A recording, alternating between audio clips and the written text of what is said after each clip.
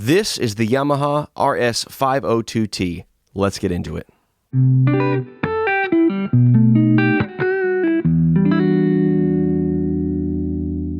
Don't forget, we're giving away a guitar to one of the first 1,000 subscribers, so be sure and subscribe. Hello, friends. Grab a cup of coffee and let's talk about this Yamaha Revstar RS502T.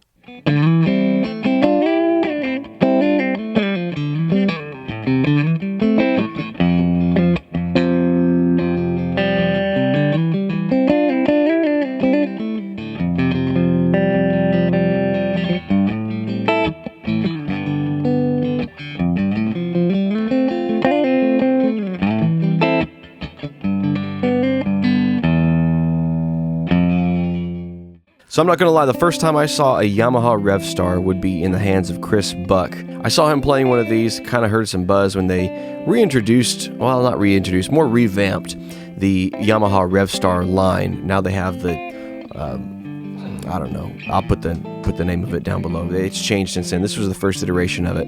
A really cool guitar, though. I was attracted to it because I was in a P90 kick, still kind of am. But the P90s really drew me to it. The T stands for the tailpiece here, because some of them have a stop, just a stop tailpiece. But this actually has a floating tailpiece. You can actually kind of, if you were playing and you wanted to get expressive with it, you could push against it. It's not going to be the same as like a trim system or anything, but it'll give you a little bit of warble. Is that a word? Warble? We're going to use it. Anyways, it'll give you a little bit of expression there.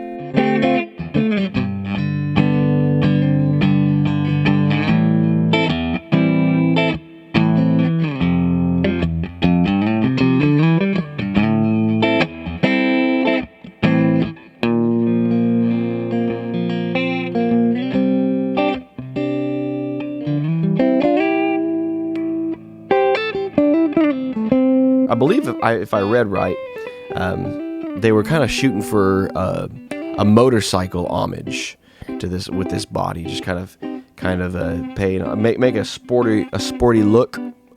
I can't talk today, folks. Can't tell. I'm feeling a little under the weather. I'm cold.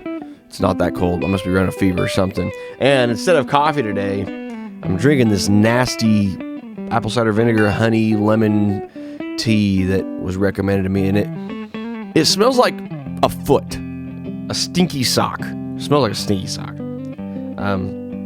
They say it's to help you. I think somebody somewhere just decided they were going to mix those ingredients together and see how many people they could dupe, and I'm one of them.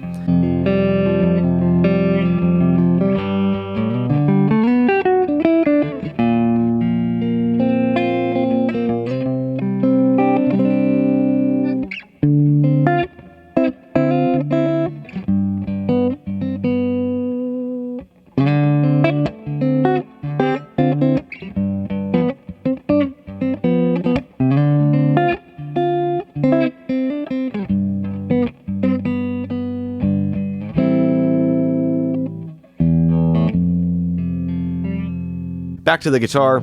It is a good feeling guitar. The neck is a little tacky. The finish is very, very thick. It feels as though it's very thick, and it's a little tacky to move up and down. Otherwise, I appreciate the radius. I don't even know what the radius on the fretboard is, honestly. I really need to start looking at these spec sheets before I start shooting. But I am so... I used to get really, really nerdy with all of the specs of certain guitars, and used to really geek out on that kind of stuff. But the older I got and the more I played, it just, when it's in the hand, it's like, does it feel good or not? And if it doesn't feel good, then maybe I'll refer to a spec sheet and see what it doesn't feel good, what doesn't feel good about it. But I appreciate the way that this feels in the hand.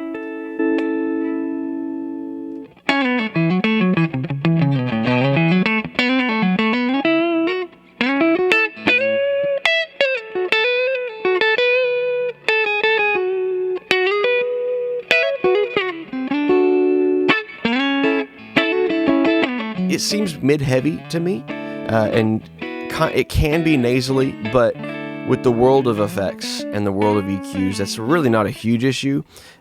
It's a solid player, though, and of course, you guys may think, man, he just recommends every guitar. I'm a big believer in the tone. The majority of the tone is going to be coming from you, the player. Especially with electric guitars, you know, it's going to be the gear you're using, and if you know how to use your gear, that's going to play a big role in it. But I do recommend this guitar. It defies all of the classic looks of electric guitars, and that's okay with me. You know, I'm not a traditionalist in the sense that it's Fender and Gibson or bust. I love trying new things. I love trying things that are done with purpose, I should say.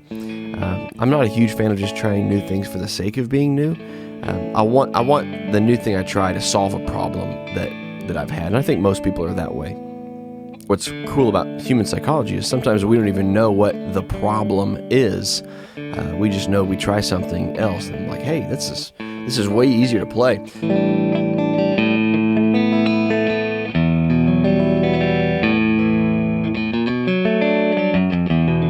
Okay, so from the headstock down, we've got the cool logo here. It's not recessed or anything, it's just on there.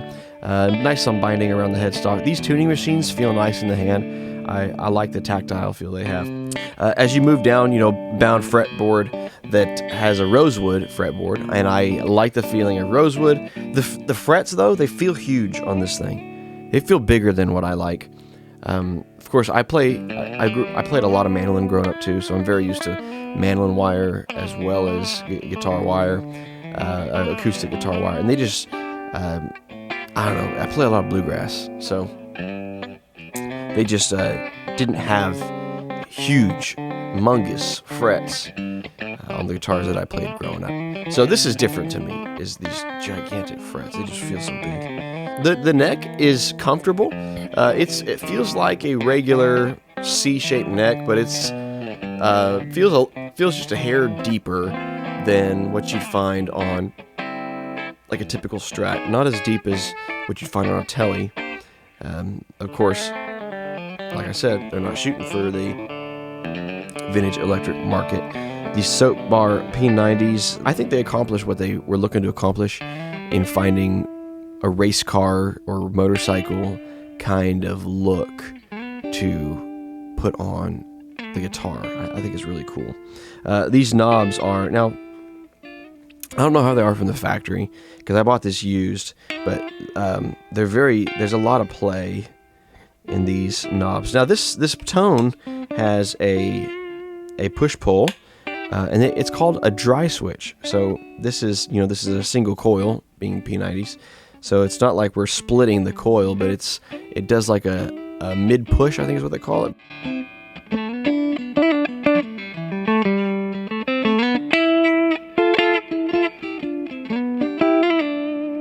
Not much to complain about on this guitar. It's a great guitar for the money, and you can typically find these used for a very, very reasonable price.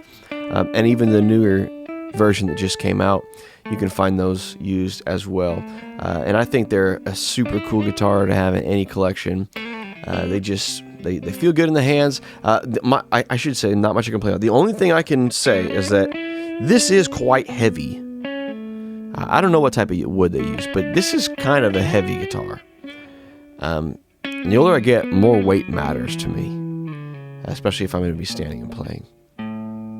Well, even sitting and playing for that matter. But this guitar is kind of heavy in comparison to some of the other guitars. In comparison to the Telecaster I have, it's quite heavy. So the newer one, I know they talked about the new chambering of the body. Again, this one might not be chambered. I don't know what it is. But the newer one is chambered. I know for sure it is. So maybe one of those newer ones would not have the same issue as the weight issue as this one does. But still, even with that one weight gripe, again, not a major gripe, but just something that pointed out. So if you tried the Yamaha Revstar, what are your thoughts on it? You played one in a music store. Do you own one? Do you have the older model, like the first gen model, or do you have one of those newer ones that just came out? Let me know what you got in the comments. Let me know if you've ever played one. What are your thoughts on it? Would love to hear them. Hey, if you haven't already, please like, subscribe, hit that bell icon so you're notified when videos like this come out. Hey, and we're all trying to get better together, so just keep grinding away.